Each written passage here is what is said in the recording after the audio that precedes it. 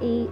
We're going over the different categories listed in relation to the plantation boy. Sorry, don't mind me. I've been under the weather, so I look like crap. Alright, now I researched some of the topics, so I'm hoping I found all the right things. I wanted to start off with Jack Hall. So he was actually really important to the ILWU, which is the Longshoremen Warehouse Workers.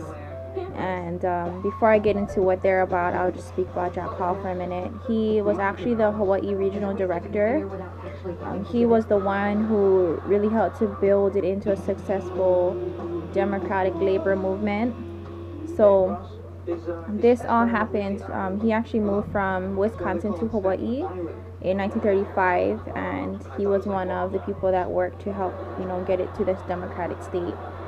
And he actually started off as a sailor, so he was a member of the Sailors Union before he actually came here to Hawaii.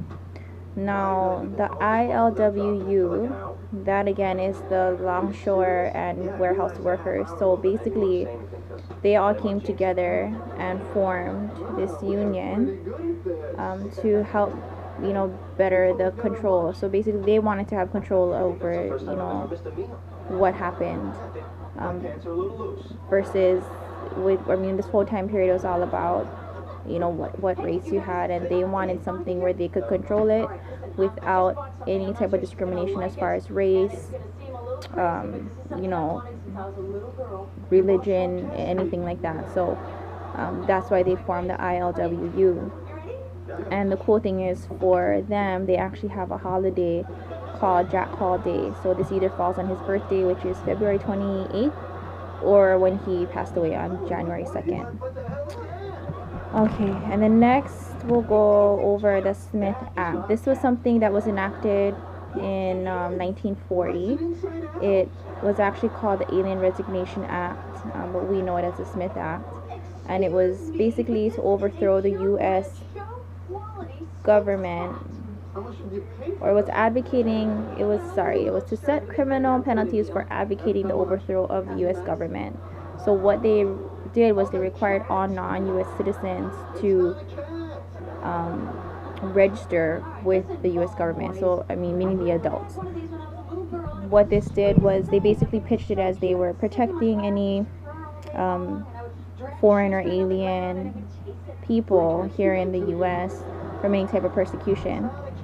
They would have them fill out these cards with their race, fingerprints, and everything like that, and send it in, and they would have to carry on a card that basically showed us their proof that they were a U.S. resident.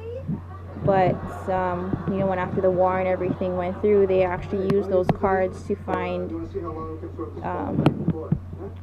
the enemy, right? Who was on the enemy side, and they actually had them removed from the U.S. So it kind of worked against some of the people. And then there's also the GI Bill. The GI Bill is for returning veterans who fought in the World War II. So it helps to give them benefits to purchase homes. So it provides them low interest rates on home loans, assistance to go back to school. So it provides grants and loans for that. And then also, if they want to start their own business, so it provides loans and assistance with helping to get them on their feet into businesses. The last two, the Democratic Revolution of 1954.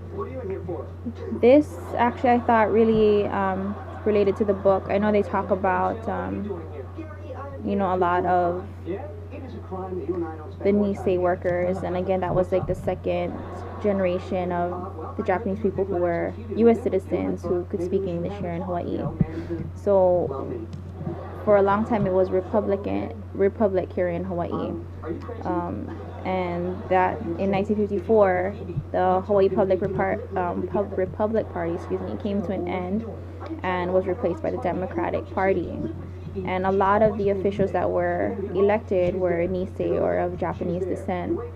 And it had a bunch of things going on. You know, they didn't like the way that the Republicans were running everything, so they had a lot of nonviolent resolution. It consisted of strikes and protests and a lot of other acts of civil disobedience. They basically wanted, you know, the islanders here in Hawaii wanted to have the same pay as the people in the mainland. So it had a lot of effect with the Big Five, and it hurt the power that they had over the plantations, like the sugar plantations. The other one was the Red Scare. I only was able to find one that actually fit into everything, and this was it was called Hawaii's Red Hunt, and it was aimed at destroying the ILWU. They wanted to do away with, you know, how they had it set up where, you know, they didn't discriminate against the race or the religion. You know, they pretty much accepted anybody, regardless of their education, what race they were. The ILWU was there to accept all people and have them work together. And this Hawaii Red Hunt, or the Red Scare, didn't want that. They were against it. So they basically were trying to destroy that. I wasn't really able to find a second one that fit in. I know there was mentioned one in Japan, but I didn't think it fit into the events here with the Plantation Boy. So I think altogether, all of these, you know, these different categories and topics that we went over, they really did influence the Japanese American workers, because they were considered alien, right, to U.S. government. So a lot of them, you know, were required to fill out, you know, U.S. registration, register to be a U.S. resident, and were drafted into, you know, the Army in World War II. So they really did, they benefited and they didn't. I mean, they got the benefits of the World War II veterans, like the GI Bill, so that helped them when they returned. But a lot of them didn't make it. As you're reading in the book, there's so many people dying, and there's still so much discrimination, you know.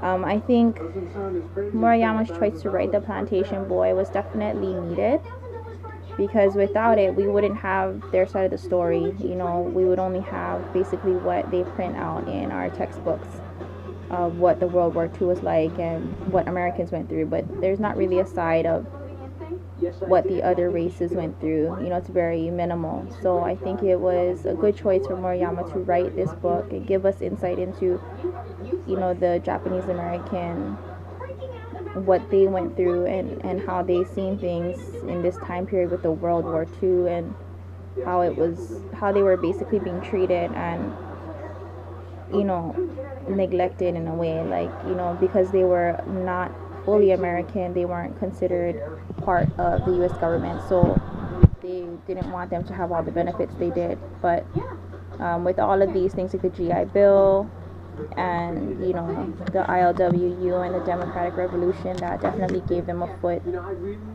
in the door, you know, to help them become, you know, U.S. citizens. So I think if we didn't have this side of the story, we wouldn't know much about what they went through, and it was very brave of him to write it. That's all I got for this week, so I'll see you guys next week. Thanks.